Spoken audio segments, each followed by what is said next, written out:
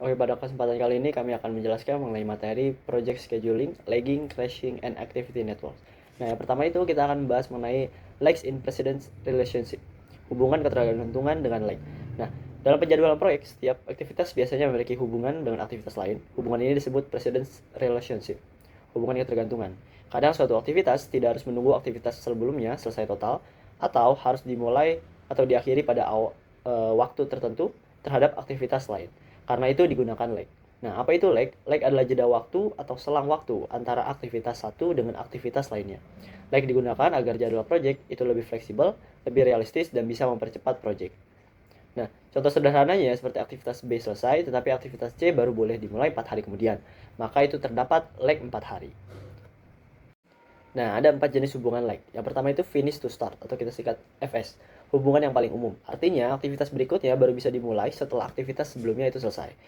Nah, rumus logikanya, aktivitas B selesai, baru aktivitas C bisa dimulai. Jika ada lag, harus menunggu beberapa hari setelah selesai. Contohnya, seperti desain selesai, lalu 4 hari kemudian proses blueprint dimulai. Nah, pada gambar 10.2, B ke C dengan lag 4 hari. Artinya, C itu nggak langsung mulai setelah B selesai, tetapi menunggu 4 hari. Nah, kegunaannya itu dipakai jika ada waktu tunggu, pengiriman material, approval, drying time, inspeksi, dan lain-lain. Catatan penting, lag ditambahkan saat forward pass, dikurangi saat backward pass. Nah, lag itu tidak sama dengan slack atau float. Nah, yang kedua itu ada finish to finish atau kita singkat FF. Artinya, dua aktivitas harus selesai pada waktu yang sama atau hampir sama. Aktivitas kedua tidak harus mulai bersamaan, tetapi penyelesaiannya harus sinkron. Nah, contoh sederhana, ada wiring, plumbing, dan HVAC. Nah, semua harus selesai sebelum interior construction itu dimulai. Pada gambar, aktivitas R dan T memiliki hubungan FF. Gambar 10.3, R-nya itu mulai lebih awal, tetapi R dan T itu selesainya bersamaan. Nah, pada gambar 10.4, FF dengan lag, ada lag 3 hari antara R dan T. Artinya, agar penyelesaian kedua aktivitas tetap sinkron. Kegunaannya dipakai jika beberapa pekerjaan harus selesai bersamaan, koordinasi akhir proyek dan finishing konstruksi, serta instalasi sistem. Nah, yang ketiga itu ada start to start, atau kita singkat SS. Artinya, aktivitas kedua dapat dimulai setelah aktivitas pertama itu dimulai. Tidak perlu menunggu aktivitas pertama untuk selesai. Nah, contohnya saat gambar desain masih dibuat, tim pembelian material sudah mulai memesan bahan. Jadi, aktivitas berjalan paralel. Proyek menjadi lebih cepat. Nah, pada gambar 10.5 ada lag 3 hari. Artinya, setelah aktivitas pertama dimulai, aktivitas kedua boleh mulai 3 hari kemudian. Nah, tujuannya ini untuk mempercepat proyek, mengurangi total durasi proyek, dan melakukan pekerjaan secara paralel. Konsep ini disebut fast tracking.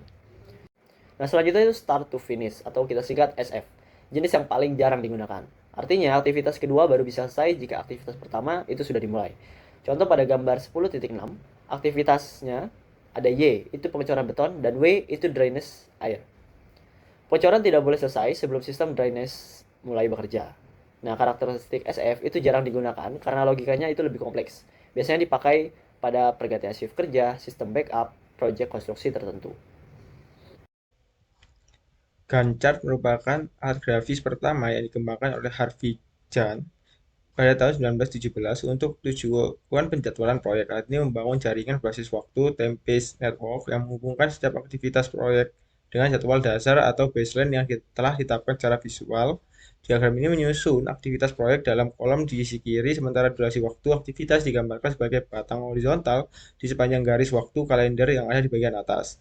Dalam manajemen proyek, Gantt chart memiliki peran ganda, yakni sebagai alat penjadwalan untuk menentukan kapan tugas harus dimulai dan berakhir berdasarkan tanggal kalender nyata, serta sebagai alat pelacakan atau tracking untuk memantau perbedaan antara kinerja yang direncanakan dengan kenyataan di lapangan. Penggunaannya sangat populer karena sifatnya sangat mudah dipahami secara visual oleh seluruh anggota tim, memungkinkan identifikasi status proyek pada tanggal tertentu sangat cepat, serta dapat diperbarui dengan segera untuk memberikan kendali waktu nyata. Selain fungsi dasarnya, diagram ini juga dikembangkan lebih lanjut dengan menambahkan sumber daya untuk menunjukkan siapa yang bertanggung jawab atas setiap tugasnya. Hubungan logika yang lebih kompleks antar aktivitas seperti jeda waktu atau lag juga dapat dimasukkan ke dalam diagram untuk mencerminkan dinamika proyek yang sebenarnya. Salah satu variasi khususnya adalah salah satu tracking chart yang digunakan untuk mengevaluasi kinerja proyek dengan membandingkan tingkat penyelesaian tugas terhadap garis jadwal dasar secara langsung. Meskipun sangat efektif sebagai alat komunikasi visual, Gantt chart memiliki keterbatasan dalam hal diagnosis masalah. Alat ini mampu menunjukkan bahwa suatu tugas mengalami keterlambatan, namun tidak dapat secara otomatis mengidentifikasi penyebab mendasar atau sumber masalah dari keterlambatan tersebut. Oleh karena itu, penggunaannya sering dikali dikombinasikan dengan metode lain seperti diagram IERT atau CPM untuk mendapatkan analisis logika yang jaringan yang lebih mendalam. Dalam manajemen proyek, crashing adalah upaya mempercepat durasi proyek dengan menambahkan sumber daya tambahan pada aktivitas di jalur kritis. Tujuannya jelas, yaitu memangkas waktu penyelesaian sesingkat mungkin dengan biaya tambahan yang paling minimal. Perhatikan gambar ini, yaitu hubungan antara waktu dan biaya. Garis melengkung yang Anda lihat menunjukkan total cost of crashing. Di sini, kita melihat adanya perdagangan atau trade-off. Saat kita menekan durasi proyek ke arah kiri lebih cepat, biaya total akan melonjak naik secara eksponensial. Gambar ini membagi kita menjadi dua komponen. Pertama, direct cost, seperti lembur atau peralatan tambahan, yang akan meningkat drastis saat durasi dipercepat. Kedua, indirect cost, seperti biaya sewa atau administrasi, yang justru akan menurun seiring makin pendeknya umur proyek. Titik optimal dalam crashing ditemukan pada durasi di mana total biaya mencapai nilai terendah. Melakukan crashing melampaui titik ini hanya akan membuang anggaran tanpa memberikan keuntungan efisiensi yang sebanding. Ingat, kunci utama crashing adalah fokus hanya pada aktivitas kritis yang memiliki biaya percepatan per hari paling rendah. Activity on Arrow Networks. Dalam penjadwalan proyek, Activity on Arrow adalah metode di mana kegiatan proyek digambarkan sebagai anak panah yang menghubungkan titik-titik simpul atau nodes. Berbeda dengan metode Activity on Nodes, di sini setiap anak panah merepresentasikan durasi dan sumber daya yang dibutuhkan. Mari perhatikan gambar yang ditampilkan. Di sana terdapat lingkaran yang disebut node. Node ini menandakan peristiwa awal dan akhir dari sebuah aktivitas. Angka di dalam lingkaran seperti angka 1, 2, dan 3 berfungsi sebagai identitas urutan kerja. Panah yang menghubungkan lingkaran 1 ke lingkaran 2 menunjukkan aktivitas dengan durasi tertentu. Kunci utama Activity on Arrow adalah ketergantungan antar aktivitas. Sebuah aktivitas baru bisa dimulai hanya setelah aktivitas sebelumnya yang masuk ke simpul tersebut selesai sepenuhnya. Misalnya, jika ada dua panah yang masuk ke satu simpul, maka aktivitas setelah simpul itu harus menunggu keduanya tuntas. Dalam gambar, kita bisa melihat penggunaan dummy activity atau aktivitasmu yang biasanya digambarkan dengan garis putus-putus. Aktivitas ini tidak memiliki durasi atau biaya, namun sangat penting untuk menunjukkan ketergantungan logis antara dua jalur aktivitas yang berbeda agar alur kerja tetap sinkron dan akurat. Dengan memahami jaringan Activity on Arrow ini, manajer proyek dapat mengidentifikasi jalur kritis dan memastikan seluruh rangkaian tugas berjalan sesuai urutan logisnya. Metode PERT atau CPM menggunakan network atau jaringan aktivitas untuk membantu perencanaan dan penjadwalan proyek, tetapi penggunaannya memiliki beberapa kontroversi. Pertama, network pada proyek besar dapat menjadi terlalu kompleks dan sulit dipahami karena berisi ribuan aktivitas, sehingga perusahaan sering harus menyederhanakannya menjadi meta network atau membagi jadwal berdasarkan skala waktu tertentu. Kedua, penyusunan network yang terlalu disederhanakan dapat menyebabkan hilangnya informasi penting dan kurangnya integrasi antar level organisasi. Karena itu, digunakan pendekatan top-down dan bottom-up, di mana manajemen atas melihat ringkasan proyek sementara tim proyek mengelola detail aktivitas. Ketiga, network juga sering digunakan untuk masalah yang sebenarnya tidak cocok, seperti operasi manufaktur rutin, padahal PERT lebih efektif untuk proyek unik dan sementara. Selain itu, penggunaan network untuk mengontrol subkontraktor memiliki risiko besar apabila setiap subkontraktor membuat jadwal sendiri tanpa koordinasi dengan pihak lain. Oleh karena itu, semua subkontraktor harus memahami overall network proyek dan menggunakan sistem penjadwalan yang terintegrasi. Kritik terakhirnya adalah adanya bias optimistis dalam estimasi PERT, karena banyak orang cenderung memperkirakan durasi pekerjaan lebih cepat daripada kenyataan, sehingga jadwal proyek menjadi tidak realistis. Pada figur 10.25 menjelaskan, sistem jadwal bertingkat mulai dari tier atas untuk manajemen puncak yang hanya melihat ringkasan proyek, tier tengah untuk kepala departemen, hingga tier bawah yang berisi detail lengkap bagi project manager dan tim proyek. Sehingga conclusionnya dijelaskan bahwa activity network itu merupakan inti perencanaan proyek karena membantu menentukan urutan aktivitas, estimasi waktu, serta pengendalian proyek agar proyek dapat berjalan secara efektif dan terarah. Sekarang kita review singkat terkait case study project scheduling at Plank Check Construction A, yang mana membahas pengalaman Joe, seorang karyawan yang selama 5 tahun bekerja di bidang administrasi sebelum dipindahkan ke divisi project management. Perpindahan tersebut menjadi peluang besar bagi karirnya karena di BCC, keberhasilan mengelola proyek merupakan jalur utama menuju posisi yang lebih tinggi. Joe kemudian diberi tanggung jawab oleh atasannya, Jill, untuk menangani proyek pembangunan properti komersial kecil berupa strip mall yang terdiri dari 4 toko dengan ukuran relatif sama dan berlokasi di dekat kampus pinggiran kota. Pemilik proyek menyerahkan seluruh tanggung jawab pengelolaan kepada BCC, sehingga perusahaan harus menangani semua proses mulai dari perencanaan, penjadwalan hingga pelaksanaan pembangunan.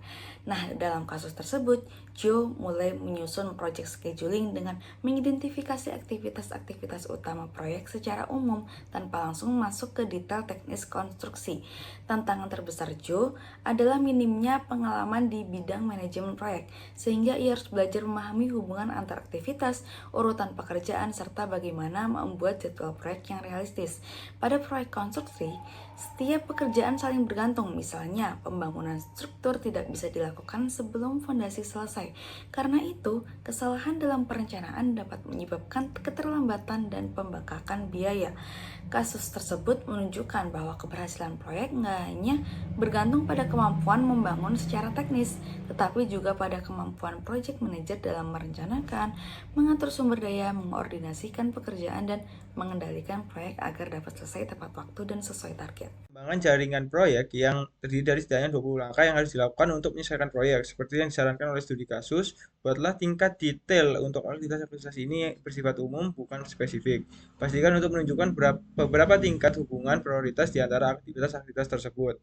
Untuk menyelesaikan proyek pengembangan pusat perbelanjaan strip mall oleh Blend Quick Checkway Construction, Joe perlu menyusun jaringan-jaringan proyek yang mencangkup tahapan dari inisiasi hingga searah terima. Langkah pertama dimulai dengan penyelesaian kontrak dan izin prinsip, yang merupakan prasyarat mutlak sebelum melakukan survei lokasi dan juga analisis tanah. Setelah kondisi tanah dipahami, tim dapat melanjutkan ke desain arsitektur dan juga cetak biru yang kemudian diikuti oleh pengajuan izin mendirikan bangunan (IMB) kepada otoritas setempat. Paralel dengan proses perizinan, Joe harus melakukan penyusunan rencana anggaran (RAP) detail serta identifikasi dan juga pengadaan subkontraktor yang akan mengerjakan spesialisasi tertentu. Setelah izin keluar dan kontraktor terpilih, tahap konstruksi fisik dimulai dengan pembersihan dan juga penyiapan lahan clearing.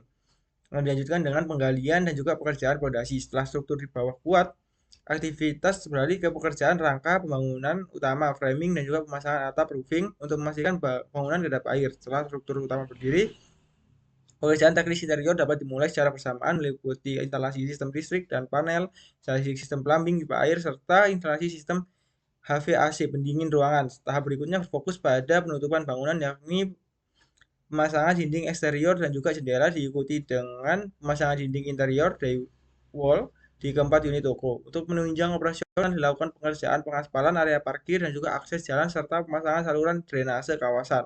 Masuki tahap akhir, aktivitas meliputi pekerjaan finishing interior dan juga pengecatan, pemasangan lantai hingga pemasangan papan nama, signage, dan juga lampu luar. Proyek ditutup dengan pembersihan akhir dan juga lanskap, yang kemudian diakhiri dengan inspeksi kelayakan dan juga serah terima kunci kepada pemilik properti untuk siap disewakan. Pertanyaan nomor 2. Misalkan Anda sekarang ingin menghitung estimasi durasi untuk aktivitas-aktivitas tersebut, bagaimana Anda akan menggunakan pendekatan-pendekatan berikut? Apakah beberapa di antaranya lebih bermanfaat dibandingkan yang lain?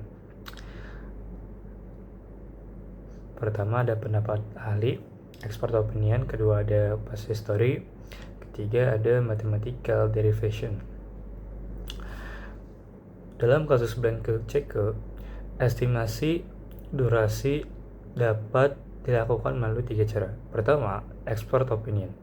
Sangat berguna untuk aktivitas unik, namun berisiko karena ahli seringkali mengestimasi berdasarkan kecepatan kerja mereka sendiri, bukan rata-rata tim. Kedua, past history adalah metode termudah bagi Blanke Ceke jika proyek serupa pernah dilakukan. Namun, pendekatan ini paling berisiko jika kondisi eksternal saat ini berbeda dengan masa lalu. Ketiga, mathematical derivation melalui rumus Peirce adalah yang paling objektif. Metode ini paling berguna karena mempertimbangkan skenario optimis, pesimis, dan paling mungkin untuk menghadapi ketidakpastian proyek secara sistematis.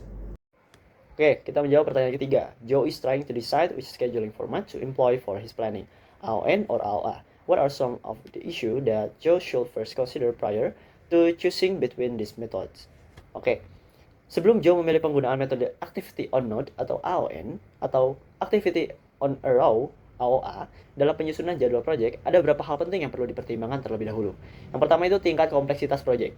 Joe perlu melihat seberapa kompleks hubungan antar aktivitas proyek konstruksi tersebut. Jika proyek memiliki banyak aktivitas dengan hubungan yang rumit, maka AON lebih cocok karena lebih mudah menggambarkan berbagai jenis hubungan aktivitas. Jika hubungan aktivitas masih sederhana, AOA masih dapat digunakan. Dalam proyek pembangunan strip mall ini, kemungkinan akan ada pekerjaan paralel, ketergantungan antar pekerjaan, serta kemungkinan penggunaan like relationship. Karena itu, AON biasanya lebih fleksibel. Nah, kedua, itu kemudahan membaca dan memahami network. Joe masih baru dalam project management, sehingga metode yang mudah dipahami menjadi penting. Pada AON, aktivitas ditulis dalam node atau kotak, lebih mudah dibaca dan lebih umum digunakan untuk saat ini. AOA itu aktivitas digambarkan pada panah, sering membutuhkan dummy activities, lebih sulit dipahami jika proyek besar. Untuk proyek konstruksi dengan banyak aktivitas, AON biasanya lebih user-friendly. Nah, yang ketiga itu kebutuhan penggunaan like relationship. Pada proyek konstruksi sering terjadi start to start, finish to finish, overlap pekerjaan, dan fast tracking. AON lebih mudah menangani like, overlapping task, berbagi hubungan predesesor, suksesor. Sedangkan AOA itu lebih terbatas karena terutama dirancang untuk hubungan finish to start. Nah, yang keempat itu penggunaan dummy activities. Dalam AOA sering diperlukan dummy activities untuk menunjukkan hubungan logika tertentu. Masalahnya, membuat network itu lebih rumit, membingungkan, dan menambah kompleksitas. AON tidak selalu membutuhkan dummy activities. Karena Joe masih tahap awal membuat project plan, metode yang lebih sederhana kemungkinan lebih efektif. 5 itu standar dan software yang digunakan perusahaan. Joe juga perlu mempertimbangkan apakah BCC memiliki standar tertentu. Software project management apa yang digunakan. Sebagian besar software modern seperti Microsoft Project dan Primavera P6 lebih mendukung format AON. Nah, keenam itu tingkat detail jadwal. Joe juga menyebutkan bahwa ia masih ingin menggunakan aktivitas pada level umum, belum terlalu detail. Nah, untuk tahap perencanaan awal, AON biasanya lebih praktis, mudah direvisi ketika proyek berkembang. Nah, dalam kasus proyek konstruksi strip mall ini, metode AON kemungkinan lebih cocok karena lebih fleksibel, lebih mudah dipahami, mendukung berbagai hubungan aktivitas, dan lebih umum digunakan dalam proyek manajemen modern.